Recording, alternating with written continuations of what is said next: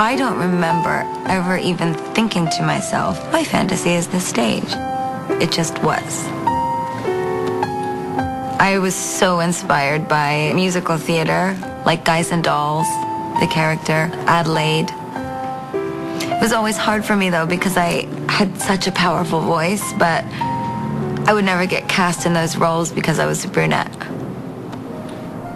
So eventually, I bought a wig.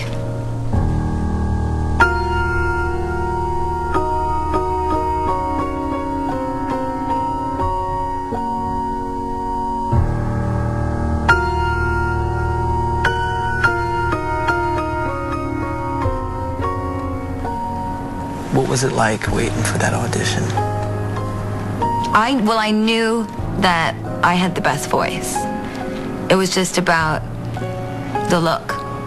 And I got that wig, and I just went for it. I just figured it out. And I watched the movie over and over again. I read the script over and over again. I remember when I did the audition, I didn't even use the call sheet. When you got it, what did it feel like? Oh, it was the greatest moment of high school. I tell you, I still dream about that. I still have these crazy dreams that I get cast for that role, and it's always the same role. Always Adelaide in Guys and Dolls. I remember I was in trouble because I think I was dating someone that my father really hated, or I was just being bad. I remember I was being bad, and my dad was like, "You're not doing the school play. You're not doing that play." And I just remember crying and saying, "Daddy, but I'm so good. Daddy, I'm the best. They gave me the lead." And he would look at me and he'd say, "You're so bad. You're bad."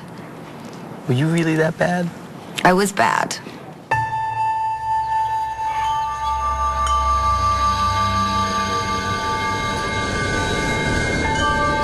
I want to take you back to being a kid. What made you want to learn music? I don't know exactly where my affinity for music comes from, but it is the thing that comes easiest to me. When I was like 3 years old, I may have been even younger, my mom always tells this really embarrassing story of me propping myself up and playing the keys like this because I was too, short to get all the way up there, and I used to just go like this on the low end of the piano. I guess she just looked at my dad one day and said we should get her some piano lessons. I started taking from this woman who was amazing. She was so great. She was like a really great friend.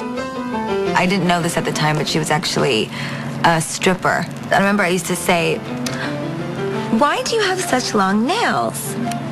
Don't you ever cut your nails?" And she used to say, "Someday you'll understand why I don't cut my nails." She had these long nails like I have now. Now I understand. When I would play, I would sometimes be very floppy with my hands because I was so theatrical, so I would get really into it and be really emotional while I was playing classical pieces.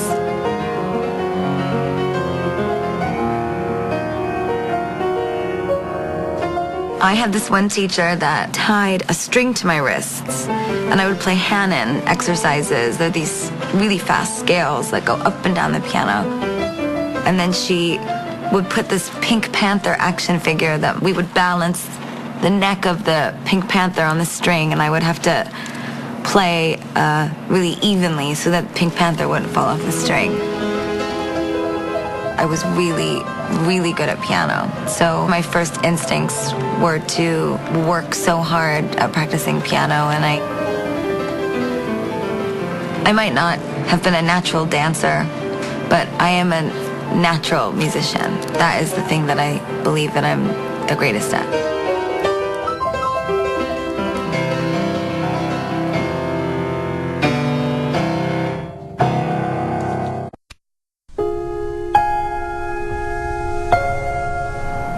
Tell me about that first CD.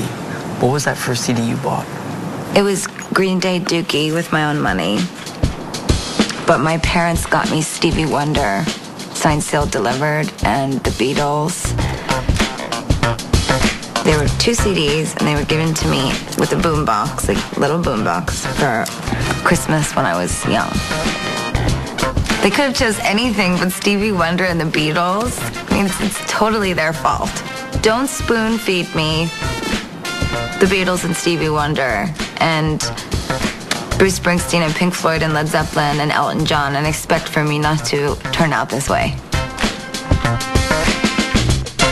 My dad saw me singing along to his records, and he would pick me up and throw me around the room and laugh and cry with me while I would sing Pink Floyd and Bruce Springsteen and Billy Joel records with him. Were they your dad's records? Oh yeah, all my dads. My dad was really into rock and roll. There was this special thing between my parents and I going to see music together. My dad would take me to Arthur's Cafe to see, I think his name was Frankie. Frankie used to sing, "You Sexy," remember? And I would always feel really awkward because my dad was there. But that's really what shaped my love for music. Could you rock out on that piano? Well, I knew that music on the speakers, but the only music that I knew how to play was classical music. I only knew Beethoven and Mozart and Bach and Chopin and Rachmaninoff. That's all I knew. And then my father gave me for Christmas, it was a Bruce Springsteen songbook for the piano. And on it was Thunder Road, which is my favorite Bruce Springsteen song. And my dad said, if you learn how to play this song, we will take out a loan for our grand piano, a baby grand. It was the hardest thing for me. I was playing these huge pieces, like 15 pages long, and then there was this Bruce Springsteen song. I opened up the book and there was like guitar chords. I was so confused, I didn't understand it.